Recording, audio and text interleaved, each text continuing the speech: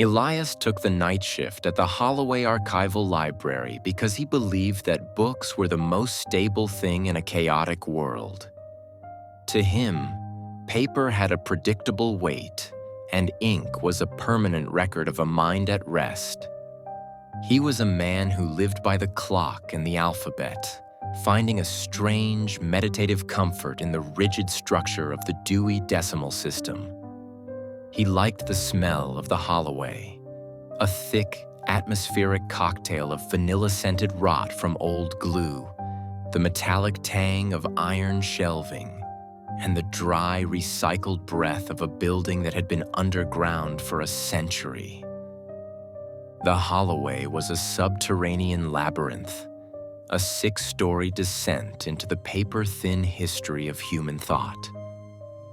The air was kept at a brittle, bone-dry 18 degrees Celsius, a temperature carefully calibrated to protect the vellum and prevent the ink from becoming restless.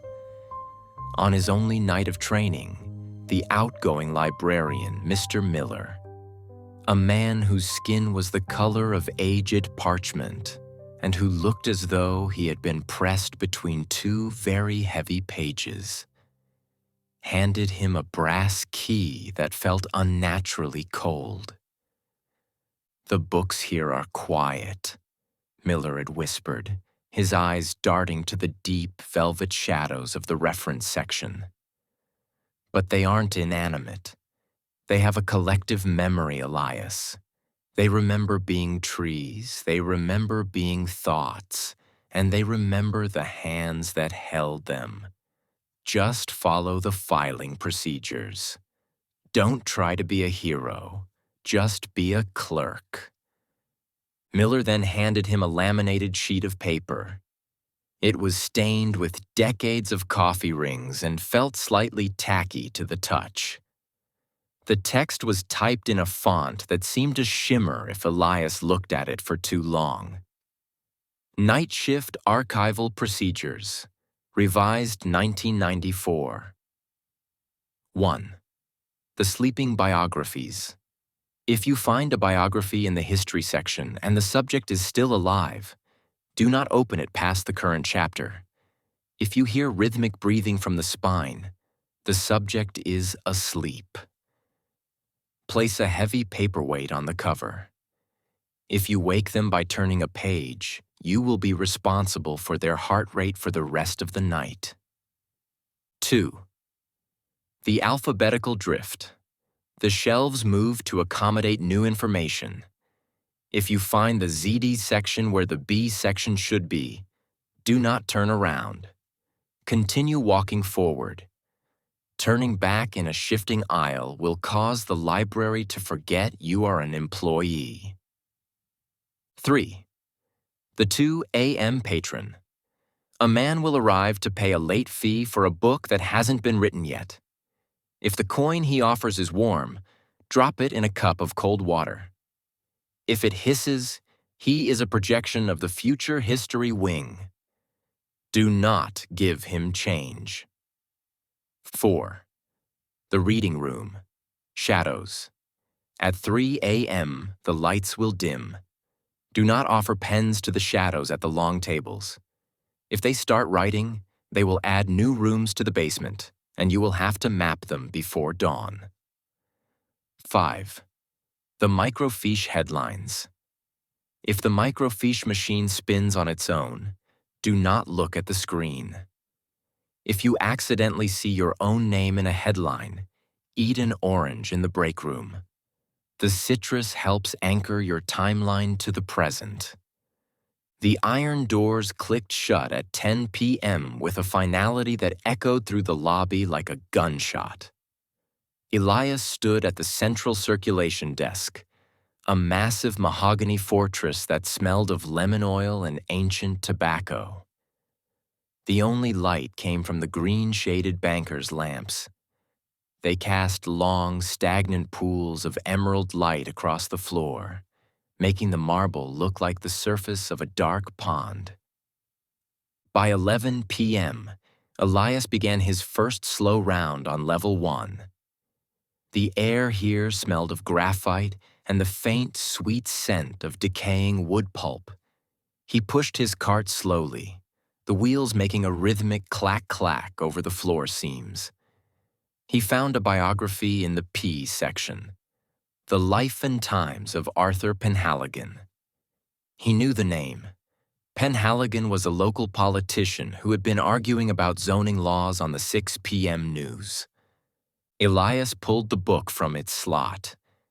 It was feverishly warm, pulsing with a low-frequency vibration.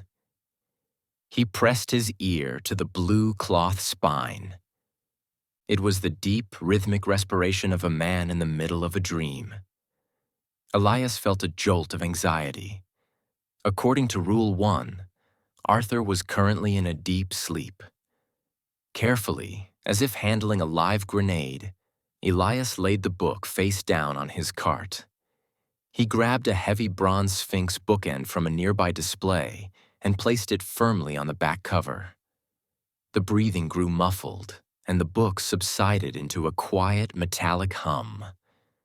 For now, the comptroller's sleep was anchored. At 11:30 p.m., Elias moved to Level 3, the social sciences. The shadows here were longer, stretching out from the shelves like thin, ink-stained fingers. As he looked for the M section to shelve a stray volume on music theory, the geometry of the hallway buckled. One moment, he was passing media studies.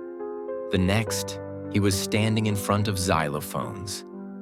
He had skipped nearly 20 letters in a single step. The aisle ahead warped, the floorboards seemingly lengthening while the shelves curved inward like the ribs of a gargantuan beast. Panic flared in his chest, making his breath come in short, jagged gasps. He wanted to pivot, to run back to the elevator and never return. But Miller's voice echoed in the dry air. "Don't turn around." Elias kept his eyes fixed on the scuffs of his own shoes and walked forward. He passed Y for youth culture and Z for zoology. The air grew so cold that frost began to bloom on the brass shelf tags. He stepped through a curtain of freezing mist and found himself back at A for astronomy. He was at the start of the floor again, his heart hammering a frantic rhythm. He reached the circular balcony of Level 4 around 1 a.m. In the hollow center of the library, the acoustics were treacherous. He could hear a book being opened 5 floors down, the sound of the pages like the dry flapping of 1,000 moth wings. Then, a voice echoed through the gallery, soft and clear. "Elias, is that you? I've been waiting." It was his own voice coming from the fiction section. It sounded exactly like a recording of himself played back at a slightly higher pitch. "Elias, come here. I've found a better ending for us. One where we don't have to work the night shift." He gripped the handle of his cart until his knuckles turned white and stared straight ahead. He began to recite Dewey Decimal categories under his breath. 100 philosophy, 200 religion, 300 social sciences, until the voice faded into a frustrated, papery hiss. At 2 a.m., the bell at the circulation desk chimed once.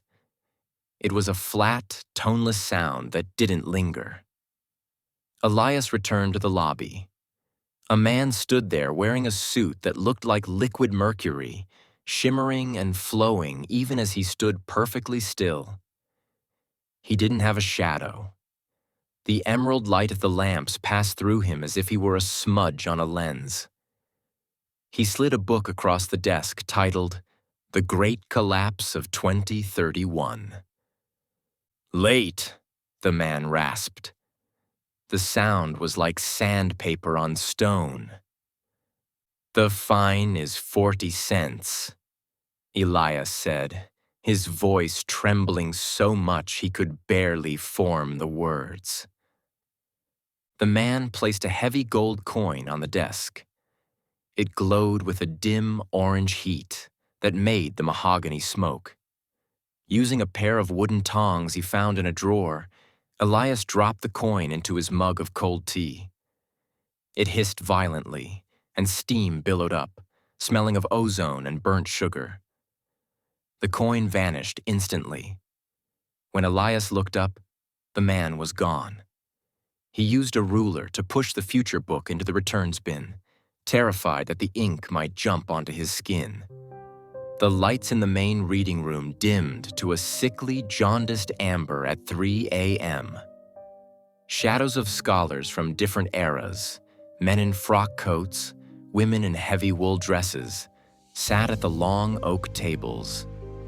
They were silhouettes of pure charcoal, hunched over tables that held no physical books. A tall shadow drifted toward Elias, its movement jerky like a film with missing frames. It pointed at the ballpoint pen in Elias's breast pocket. The air around the shadow felt thin, as if it were sucking the oxygen out of the room. Elias remembered Rule 4 and whispered, "No pens are allowed in the reading room." The shadow let out a silent, wide-mouthed scream. Behind it, the brick wall began to pulse like a heart. A new door made of raw, unpainted wood began to manifest where there had been only a blank surface. Elias turned and sprinted toward the break room, the sound of dry paper rustling behind him like a pursuit of dead leaves. By 4:30 a.m., he sat in the break room feeling untethered, as if his very history were being dissolved by the library's atmosphere. His hands looked slightly translucent in the harsh fluorescent light. In the corner, the microfiche machine began to spin with a high-pitched whine. He caught a glimpse of a headline. Elias Vance, elected head archivist of the Holloway, 2055. The photo showed a man who looked like him, but with eyes the solid, dark color of old ink.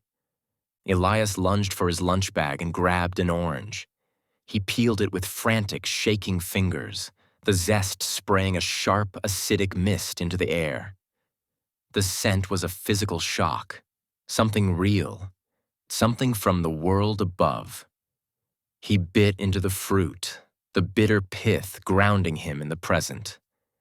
The machine ground to a halt, and the screen went black. His hands regained their solidity. At 6 a.m., the first light of dawn filtered through the high clear-story windows, turning the emerald lamplight into common day. The library settled with a long, metallic sigh. The shifting aisles locked into place, and the Penhaligon biography grew cold as the man in the real world woke up for breakfast.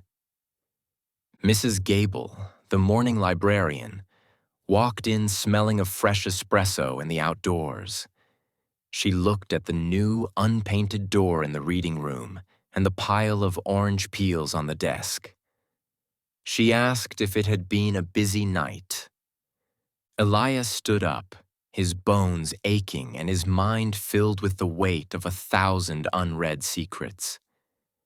He looked at the shelves, the beautiful, silent, orderly shelves that had tried to consume him. "I think I'm starting to get the hang of the filing," he said. He handed her the brass key and walked out into the cool morning air. As the heavy doors clicked shut, he noticed his shadow was walking 3 paces behind him, and it was carrying a book he didn't remember shelving.